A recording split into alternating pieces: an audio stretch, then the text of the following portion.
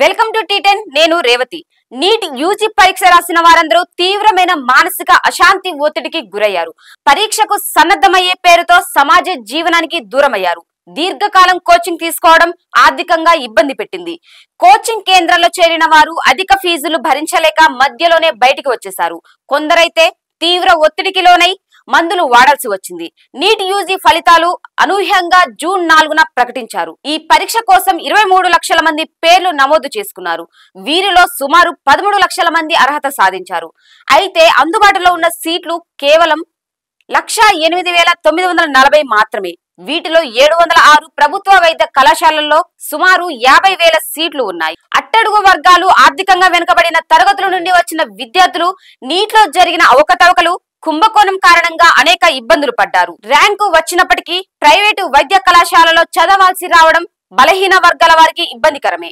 ఎందుకంటే అక్కడ ఫీజులు అధికంగా ఉంటాయి। ప్రభుత్వ కళాశాలలో ఎంబీబీఎస్ కోర్సుకు అయ్యే మొత్తం ఖర్చు కేవలం 50,000 రూపాయలు మాత్రమే। అదే ప్రైవేటు కళాశాలలో అయితే ఆ భారం 50 లక్షల రూపాయలకు పైమాటే।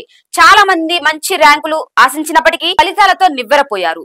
నీట్ పరీక్షలో జరిగిన అవకతవకలు, కుంభకోణమే దీనికి కారణమని పలువురు విద్యార్థులు ఆరోపించారు।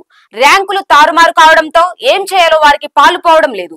ఇప్పటికే 3-4 సార్లు ప్రయత్నించామని, ఇక తమకు ఓపిక నశించిందని చాలా మంది వాపోయారు। ర్యాంకుల్లో గందరగోళం కారణంగా పలువురు విద్యార్థులు అయోమయంలో పడిపోయారు।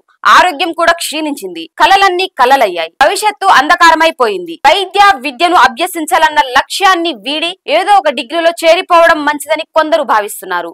గత 6 నెలలుగా రోజుకు 12-14 గంటలు చదివిన ఫలితం దక్కలేదని ఓ విద్యార్థి వాపోయాడు। ఈ ఒక్క పరీక్ష కోసం సమాజ జీవనాన్ని త్యాగం చేశాను। ఇలాంటి పరీక్షను పూర్తి భద్రతతో నిర్వహించడం జాతీయ స్థాయి సంస్థకు సాధ్యం కాదా?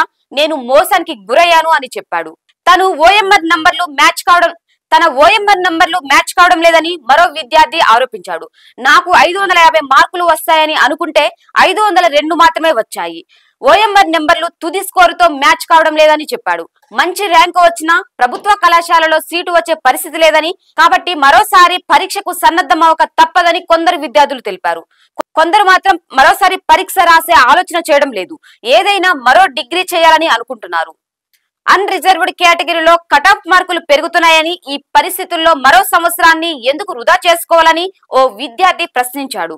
మళ్లీ చదవాలంటే కష్టమే అయినప్పటికీ పరీక్షను తిరిగి నిర్వహించాలని కొందరు డిమాండ్ చేస్తున్నారు। నీట్ పరీక్ష ఫలితాలు ప్రకటించిన తర్వాత రాజస్థాన్ కోటలో కనీసం 3 విద్యార్థులు ఆత్మహత్య చేసుకున్నారు। ఇది ఇవాల్టి న్యూస్। చూస్తూనే ఉండండి టీ10।